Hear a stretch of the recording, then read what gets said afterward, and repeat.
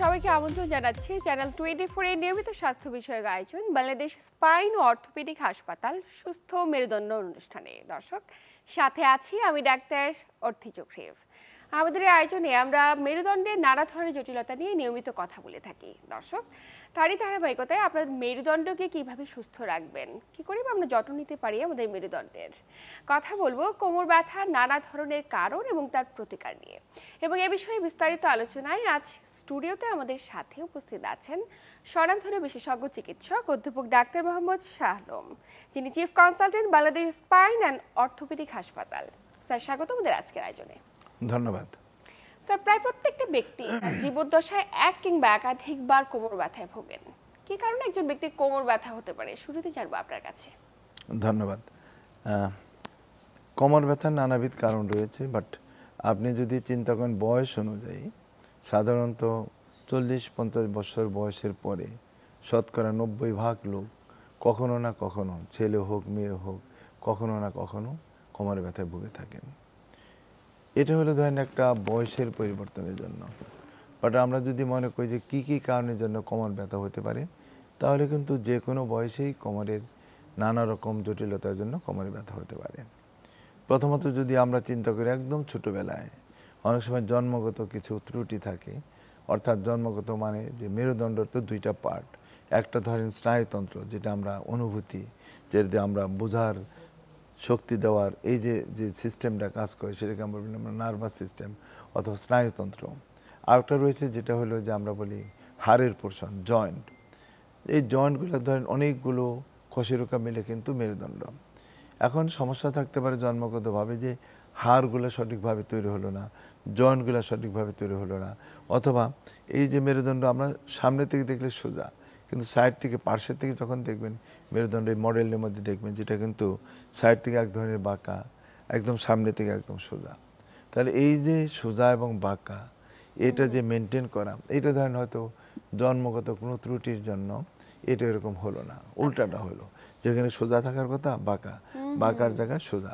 তাহলে কিন্তু এই বাচ্চারা ছোটোবেলায় সে বলতে পারবে না, বুঝতে পারবে না, কিন্তু অনেক সময় একটা অস্বাভাবিক নড়াচড়া, অস্বাভাবিকভাবে হামাগুড়ি দেওয়া, অস্বাভাবিকভাবে বসা দাঁড়ানো হতে পারে।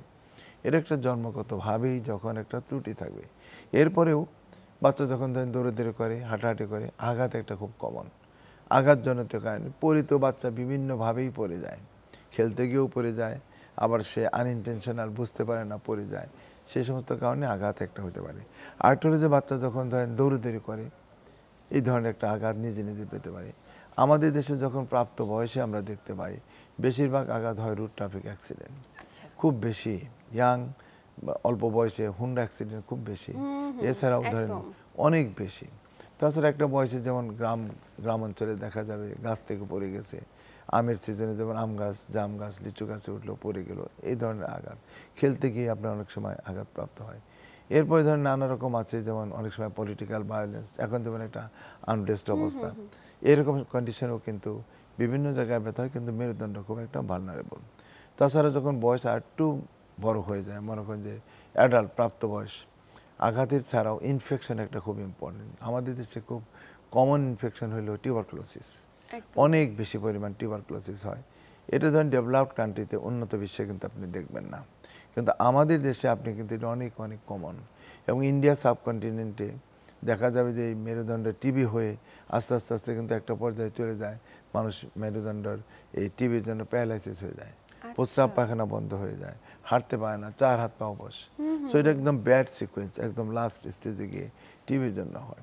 আরেকটা জিনিস যেটা আমাদের দেশে খুব কমন, এটা ডেভেলপড কান্ট্রিতে একটু কম, সেটা হলো হাড়ের ক্ষয়। সারা শরীরে আপনার ক্ষয় রোগ হতে পারে, কিন্তু মেরুদণ্ডের হাড়ের ক্ষয়ের জন্য নানা রকমের উপসর্গ। তার মানে 1 নম্বর হলো আপনার কোমরে ব্যথা, পিঠে ব্যথা, ঘাড়ে ব্যথা, এবং অনেক সময় দেখা যায় মানুষ খাটো হয়ে যায় এবং মানুষ চলতে পারে না, মানুষ সামনের দিকে বাঁকা হয়ে যায়। আরও যখন বয়স বেশি হয়ে যায়, যেটাকে আমরা বলি যে নিওপ্লাস্টিক, অর্থাৎ কিনা টিউমার বা ক্যান্সার, খুব ইম্পর্টেন্ট একটা ইস্যু। সেটা মেরুদণ্ডেতেও হতে পারে, অথবা অন্য কোনো অর্গানে হলো, সেখান থেকে আপনার হলো মেরুদণ্ডের মধ্যে সে বাধা বাঁধলো। সো এই বিভিন্ন বয়সে বিভিন্ন কারণের জন্য কিন্তু এই ধরনের আপনার হলো ব্যথা হবে। আরেকটা যেটা থাকে সেটা হলো যেমন আমরা বলি যে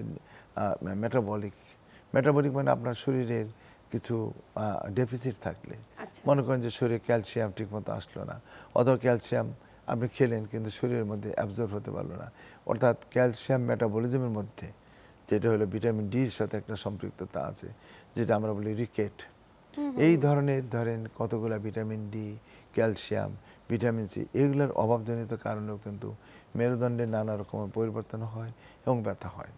মেরুদণ্ডে ব্যথার যে বয়সের কারণের জন্য যদি আমরা বেশি চিন্তা করি, যে ইয়াং অ্যাডাল্ট, যেটা আমি লাস্টে বলছি এই জন্য, যেটা সবচেয়ে কমন আমাদের, সেটা হলো ডিস্ক প্রলাপস। আচ্ছা। ডিস্ক হলো যে মেরুদণ্ড যদি আমরা তাকাই, যে একটার পর একটা হাড় থাকে, তার মাঝখানে আপনি জেলি থাকে, এই জেলিগুলো সরে যায়, জেলিগুলো সরে যায়। আবার হলো জয়েন্টগুলো আপনার হলো নড়াচড়া হয়, এটা ধরেন জেলি সরে গেলে ব্যথা হয়। তাছাড়াও এই কোমরে ব্যথা, যেটা আমরা বলি মেকানিক্যাল, এমন কোনো কারণ নাই, অর্থাৎ কিনা আঘাত নাই, ধরেন ইনফেকশন নাই, কোনো টিউমার, ক্যান্সার, ক্ষয়রোগ কিছু নাই, তারপরেও কোমরে ব্যথা করে। তবে নানাবিধ কারণে একজন ব্যক্তির হতে পারে। কোমর ব্যথা হতে পারে, কিন্তু সব ক্ষেত্রে যে কোমর ব্যথা মেকানিক্যাল কারণে হবে বিষয়টা এমন নয়। বেশি সাধারণত অনেক জায়গায় কারণই নাই, কিন্তু তারপরেও ব্যথা, যেটাকে বলি আমরা মেকানিক্যাল। সেটার কারণ হলো যে আমরা যারা মেরুদণ্ড, মানে কিভাবে মেরুদণ্ডটাকে আমরা যত্ন নিব, সেটা আমরা অনেক সময় বুঝতে পারি না। একদম। কীরকম, যেমন আমরা কাজের ক্ষেত্রে আমরা যখন বসে থাকি, বিশেষ করে লং টাইম যখন বসে থাকি, ওই যে প্রথমে যেটা বললাম যে মেরুদণ্ড যেখানে বাঁকা থাকবে, সে বাঁকাটা মেনটেন করতে হয়। আমরা যেমন বসলাম একদম আরামের কুশন, দেন একদম রিভলভিং একটা চেয়ারে বসলাম, সেটাকে একদম ছেড়ে দিয়ে তা না, বসতে হবে একদম স্ট্রেট আর্মি কায়দায়, যাতে আপনার মেরুদণ্ডটা যেখানে কোমর এবং ঘাড় লর্ডের মতো থাকবে। আবার ঠিক পিঠ এবং একদম নিচের পোর্শন একটু সামনে বাঁকা, যেটাকে যে আমরা বলছি যে মেরুদণ্ডটাকে যে এস শেপের, এই যে তার কার্ভেচার, যেখানে বাঁকা যেখানে সোজা, এটা মেনটেন হয়। এটা যদি না হয় তখন কি হয় যে পিছনে যেমন বসে থাকতে থাকতে মাসেলগুলো দুর্বল হয়ে যায়। আচ্ছা। এই দুর্বলতা খুব একটা ইম্পর্টেন্ট। এটার কারণে জন্য আমরা তখন এই কথাটা বলি যেটা হলো মেকানিক্যাল পেন, অর্থাৎ যে অ্যাক্সিসগুলা তাকে জয়েন্টটাকে মেনটেন করবে, তার ডিস্কের হাইটটাকে মেনটেন করবে, তার মাসেলগুলোকে স্ট্রং রাখবে, ওগুলো রাখতে পারতেছে না। ওইরকম কন্ডিশন যদি হবে, সেটাকে আমরা বলবো মেকানিক্যাল পেন। সেই মেকানিক্যাল পেন কিন্তু আস্তে আস্তে এমন হতে পারে যে পরবর্তী সময় সেটা স্ট্রেস পরে জয়েন্টে হতে পারে, হাড়ে হতে পারে এবং ডিস্ক প্রলাপস হতে পারে। আচ্ছা, কারণ মানে ডিস্কগুলো মেকানিক্যাল ব্যাক পেইনটাই পরবর্তীতে আস্তে কোনো আস্তে ডিজিজের কারণ হতে কারণ পারে। হতে পারে, বিকজ যে আপনার ওই যে মেরুদণ্ডটাকে যে বাঁকা রাখা, এটা তো ওই যে ডিস্কটাকে, জয়েন্টটাকে স্টেবল রাখা। যদি এই মাসেলগুলো দুর্বল হয়ে গেল, তার ওইটাকে স্টেবল রাখতে পারবে না, অর্থাৎ একটু ইমব্যালেন্স, ভারসাম্যতা হারাই ফেলবে, তখন হলো আপনার ডিস্ক প্রলাপস হয়। কীরকম, আমরা একটু সামনে ঝুঁকে কিছু করতে গেলাম, হঠাৎ করে একটা ওজনের জিনিস নিতে গেলাম, যে কাজ আমি সবসময় করি না, ওরকম একটা কাজ করতে গেলাম, করতে গেলে টুক করে মনে হয় যে একটা ব্যথা লাগলো, অর্থাৎ কিনা ডিস্কগুলো অনেকগুলো লেয়ার দ্বারা প্রোটেক্টেড থাকে, সংরক্ষিত থাকে, আচ্ছা। 40-50টা লেয়ারে। এখন দেখা গেলো কিছু লেয়ার ছিঁড়ে গেল, স্ট্রেস পড়লো, লেয়ারগুলো পাতলা পর্দার মতো এলে ড্যামেজ হয়ে গেল, তখন কিন্তু ব্যথা শুরু হবে প্রথম কোমরে। এটা যখন আস্তে আস্তে আরও বেশি ড্যামেজ হবে, অল লেয়ার সবগুলা, মানে যে প্রোটেকশন লেয়ারগুলা, পর্দাগুলো ছিঁড়ে গেল, গিয়ে পায়ের মধ্যে যখন যাবে, তখন আমরা বলি যেটাকে সায়াটিকা, লাম্বাগো সায়াটিকা। প্রথমে কোমরে ছিল, দেন পায়ের দিকে গেল। এবং আমাদের দেশে কিন্তু অনেক ইন জেনারেল পিপল, তারাও কিন্তু বুঝতে পারেন যে সায়াটিক পেন, আমাদের কাছে এসে বলেন স্যার আমার তো এরকম সায়াটিকা। সায়াটিকা মানে যখন কোমরে শুধু থাকলে লাম্বাগো, যখন পায়ের দিকে যাব যেটাকে আমরা বলবো সায়াটিকা। অর্থাৎ পিএলআইডি আমরা যেটাকে পিএলআইডি তো প্রলাপস লাম্বার ইন্টারভার্টেব্রাল ডিস্ক, এটা হলো পিএলআইডি। কিন্তু সায়াটিকা বলতে যখন নার্ভে চাপ পড়ে কোমর থেকে পায়ের দিকে যাবে, রেডিয়েশন হবে, মনে হয় একটা ইলেকট্রিক শক।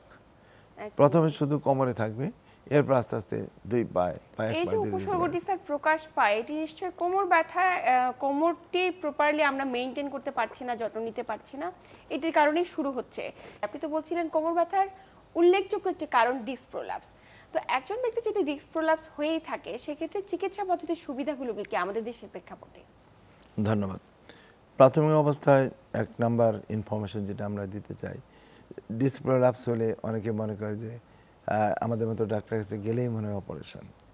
মজার জিনিস হলো যে চিকিৎসা ক্ষেত্রে 80%, অনেক ক্ষেত্রে 90% এটা সার্জারি ছাড়া ভালো হয়। সুতরাং নন সার্জিক্যাল ট্রিটমেন্ট, অর্থাৎ কিনা সার্জারি ছাড়া ভালো হওয়ার সুযোগ অনেক অনেক বেশি। 80-90% ক্ষেত্রে সার্জারি লাগে না, কিন্তু কিছু নিয়ম কানুন মানতে হয়। প্রাথমিক অবস্থায় আমরা যেমন বলি যে সামনে ঝুঁকে যারা কাজ করেন, ওয়েট লিফট করেন, লং টাইম বসা কাজ, যে সমস্ত কাজে ধরেন তার ঝাঁকি লাগে, তাকে সামনে বাঁকা হতেই হয় তার প্রফেশনের জন্য, এই ধরনের কাজগুলোকে একটু অ্যাভয়েড করা। নাম্বার 2 হলো যে আমরা কিছু নির্দিষ্ট কিছু ব্যায়াম আছে যেটাকে বলি আমরা যে থেরাপিউটিক এক্সারসাইজ, অর্থাৎ এমনি জগিং করা, লাফালাফি করা, অন্যান্য পুশ আপ করা, এই ধরনের ব্যায়াম না। এই মেরুদণ্ডের ডিস্কের জন্য, মেরুদণ্ডকে ভালো রাখার জন্য, মেরুদণ্ডের ওই পোস্টারটাকে মেনটেন করার জন্য পার্টিকুলার কতগুলো ব্যায়াম আছে। আচ্ছা। এবং ওই ব্যায়ামগুলো করলে আস্তে আস্তে দেখা যায় যে ডিস্ক বের হয়ে আপনার হলো নার্ভ অথবা কর্ড বা আপনার ডোরাল শীতের চাপ আছে, এই চাপগুলো আস্তে আস্তে কমে যায়। পজিশনের কারণের জন্য ডিস্কেরও পজিশন চেঞ্জ হয়, এবং এই ডিস্কের পজিশন চেঞ্জ হয়ে গেলে নানা রকমের ম্যানিপুলেশন আছে। এই ম্যানিপুলেশনগুলো দিলে আমরা হলো থেরাপিউটিক এক্সারসাইজ প্লাস ফিজিওথেরাপি যেটাকে আমরা বলি, এই থেরাপিগুলো নিলে দেখা যাবে আস্তে আস্তে ডিস্ক আপনার একটু সরে যাবে, এবং ডিস্ক কিন্তু অটোমেটিক্যালি রেজলিউশনও হয়, অর্থাৎ এটা যতটুকু ডিস্ক ছিল এটা আস্তে আস্তে ছোটো হয়ে আসে, প্রেশার যতটুকু ছিল কমে যায়। এই ডিস্ক বের হয়ে গেলে ওখানে একটু প্রদাহ যেটাকে আমরা বলি ইনফ্ল্যামেশন থাকে, এই ইনফ্ল্যামেশন আস্তে আস্তে কমে আসলে পরে কিন্তু ব্যথা কমে যায়। এই যে কারণের জন্য আমরা বলি যে কিছু ড্রাগ তো অবশ্যই আছে, মেডিকেশন, তাকে প্রাথমিক অবস্থায় আমরা একটু রেস্টের ব্যবস্থা করি, কোমরটাকে আমরা একটা সাপোর্ট দেওয়ার ব্যবস্থা করি, একটু রেস্ট, যাতে নড়াচড়াটা কম হয়, পোস্টারটা মেনটেন হয়, যেখানে বাঁকা বাঁকা থাকবে, যেখানে সোজা সোজা থাকবে, এগুলো হলো ধরেন তাকে লোকালি ব্যবহার করতে হয়। আমরা বলি ব্রেসেস, যেমন লাম্বোসেক্রাল কর্সেট, এই ধরনের একটা ব্রেস যখন আমরা দিব ওই জায়গায় আপনার মুভমেন্টটা নাই, ব্যথাটা কমে যাবে। দেন আমরা কিছু ব্যথানাশক ওষুধ দিই, এই রেডিয়েশন যাতে না হয় তার জন্য কিছু ড্রাগ আছে। দেন আপনার হলো ফিজিওথেরাপি এবং এক্সারসাইজ, এগুলো করলেই কিন্তু ম্যাক্সিমাম ক্ষেত্রে রোগী ভালো থাকে। পরবর্তী পর্যায়ে আমরা যেমন কোনো রোগীর যে ওয়েট বেশি থাকে আমরা তাদেরকে বলি ওয়েটটাকে কমানোর জন্য। যারা স্মোক করে, স্মোক হলে খুব ডেঞ্জারাস, স্মোকিং এবং যারা মদ্যপান করেন দুইটাই কিন্তু ডিস্কের জন্য খুব খারাপ। আচ্ছা। যে কারণে যেন আমরা বলি তো ওই অভ্যাসগুলা কমানো। যারা ধরেন খুব ফ্যাটি ডায়েট খায়, ফ্যাটি ডায়েটগুলোকে আমরা একটু অ্যাভয়েড করতে বলি। আমরা বলি যে ওয়েট কমানোর সাথে সাথে খাবার দাবার পরিবর্তন, লাইফস্টাইল মডিফিকেশন, যেমন যারা অভ্যস্ত যে সবসময় একইভাবে সে বসে থাকবে, এটাকে ধরেন সোফাতে টিভি দেখতেছে একদম বসে একদম বাঁকা এবং হয়ে শুয়ে থাকছে একই পজিশনে, একই পোস্টারে দীর্ঘ পোস্টারে। সময় একই কারণ এখন কিন্তু দেখা যায় যে বাচ্চাদেরও অনেক সময় ঘাড়ে ব্যথা কমানো, ছোট বাচ্চা এক গাদা বই নিয়ে একটা ব্যাগ নিয়ে যখন পিছনে মানে ও সামনের দিকে ঠেলতেছে, ব্যাগ থেকে পিছনে এবং টানতেছে, শুধু তাই নয় তখন স্যার, কিন্তু দীর্ঘ সময় দেখা যাচ্ছে কম্পিউটারে গেম গেমিং করছে, ওইটা গেম বলছি, খেলছে একইভাবে। একইভাবে। এবং এখনকার অনেক বাচ্চারা ঠিক চেয়ার টেবিলে বসে পড়তে চায় না, তারা নিচে বসে, সোফাতে বসবে, খাটেতে বসবে, বাঁকা তেরা হয়ে, মানে নর্মাল একটা পজিশন না, একটা অ্যাবনর্মাল পজিশনে ওরা পড়াশোনা করতে পছন্দ করে। আর এখন অনেক বাচ্চারা তো ধরেন আমাদের শহরে যারা থাকে বিশেষ করে, ওদের তো খেলাধুলার মাঠ নাই, সুযোগ কম, ওরা দেখা যায় যে বসে বসে এই গেম খেলতেছে, মোবাইল টিপতেছে, এই যে মোবাইল টিপি একই পজিশন ঘাটটা মানে বাঁকা হওয়ার জন্য, তখন দেখা যায় যে ঘাড়ে ব্যথা শুরু হয়ে যায়। আবার ধরেন দেখা যাবে যে এই যে একইভাবে পজিশনে বাঁকা হয়ে নিচে বসছে, অর্ধেকটা শরীর সোফার উপরে, অর্ধেকটা সোফার নিচে, এইভাবে যখন কাজ করতেছে বসে বসে পড়াশোনা বা খেলাধুলা করতেছে, তখন কিন্তু কোমরের এই পজিশনটা মেনটেন হয় না। সেক্ষেত্রে মেরুদণ্ডকে সুস্থ রাখতে হলে আপনার তো পরামর্শ কি এটা ধরেন থাকবে? গেল না, এটা তো গেল হলো আপনার নন সার্জিক্যাল, বাট সার্জারি যেটা আমরা করতে হয়, যেমন আমাদের সেন্টারে যদি আপনি জিজ্ঞেস করেন যে মডার্ন সার্জারি বা চিকিৎসা কি আছে, আমাদের সেন্টারে কিন্তু মডার্ন সার্জারি যেমন এন্ডোস্কোপ, আচ্ছা। ছিদ্র করে আমরা ডিস্কটাকে বের করে দিই, মাইক্রোস্কোপ ছোট্টটাকে বড় করে দেখে, ছোট্ট ডিস্কটাকে আমরা অনেক বড় করে দেখতে পাচ্ছি, দেন যেখানে প্রেশার আছে ওখান থেকে আমরা সরিয়ে নিয়ে আসতে পারতেছি। অর্থাৎ কিনা সার্জিক্যাল যে টেকনিক, যে মডার্ন টেকনিক, এগুলো কিন্তু এখন আমাদের হসপিটালে অ্যাভেলেবল, স্পাইন এবং অর্থোপেডিক হাসপাতালে অ্যাভেলেবল। সম্ভব। সুতরাং রুগীর যে একটা ভয় থাকে যে আমার মেরুদণ্ড অপারেশন হলে আমি মানে আর প্যারালাইসিস হবো, বসতে পারবো না, দাঁড়াতে পারবো না, এই ভয়টা এবং কিন্তু এই যে দীর্ঘ একটি অপারেশনের প্রসিডিউরে যেতে হচ্ছে না, খুব কম সময়ের মাঝে সীমিত একটি অপারেশন সম্ভব। সম্ভব। স্যার, আমরা আলোচনার একদম শেষ প্রান্তে, হয়তোবা প্রত্যেকটি রোগী আপনার এই প্রত্যেকটি কথার দ্বারা অনেক বেশি উপকৃত হবে। ধন্যবাদ। আপনাকে আন্তরিক ধন্যবাদ। দর্শক, এই ছিল আমাদের আজকের আয়োজন। এতক্ষণ সাথে থেকে আমাদের আয়োজন দেখার জন্য সবাইকে আন্তরিক ধন্যবাদ জানিয়ে আমি ডাক্তার অর্থে আজ এখানেই বিদায় নিচ্ছি। সবাই ভালো থাকুন, সুস্থ থাকুন এবং চ্যানেল 24 এর সাথেই থাকুন।